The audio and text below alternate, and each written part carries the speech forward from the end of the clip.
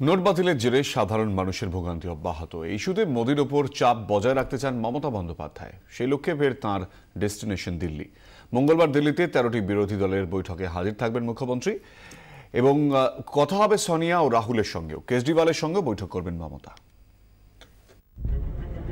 হাতে টাকা নেই, হয়রান আম জনতা, আর মানুষের দুর্ভোগকে হাতিয়ার করে ফের দিল্লিমুখী মমতা বন্দ্যোপাধ্যায়। মোদি বিরোধী আন্দোলনের ফয়সলা যে দিল্লিতেই হবে তা আগেই বুঝেছেন মমতা, তাই বারবার ছুটে চলেছেন রাজধানী। রাষ্ট্রপতির কাছে দরবার করেছেন। ঐক্যবদ্ধ বিরোধিতার মুখ্য হয়ে উঠেছেন তিনি। বছরের শেষ ভাগে মোদি বিরোধী আন্দোলনের ঝাঁজ আরও বাড়াতে ফের একবার মমতার ডেস্টিনেশন সেই দিল্লি। নোট বিরোধী আন্দোলনে যাতে ভাটা না পড়ে তা নিশ্চিত করতে সচেষ্ট মমতা। সোমবার বিকেলের ফ্লাইটেই দিল্লি পৌঁছচ্ছেন মুখ্যমন্ত্রী। মোদি বিরোধী 13টি দলের প্রতিনিধিদের সঙ্গে বৈঠক করবেন। বৈঠকে কংগ্রেসের প্রতিনিধিত্ব করবেন সোনিয়া বা রাহুল গান্ধী।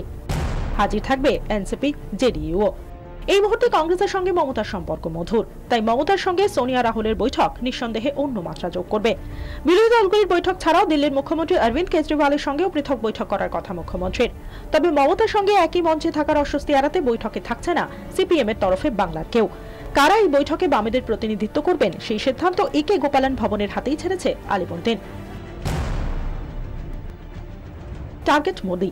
নোটবন্দিকে হাতিয়ার করে 2017তেও বিরোধীদের ঐক্যবদ্ধ চেহারাটা তুলে ধরতে মরিয়া মমতা বন্দ্যোপাধ্যায়।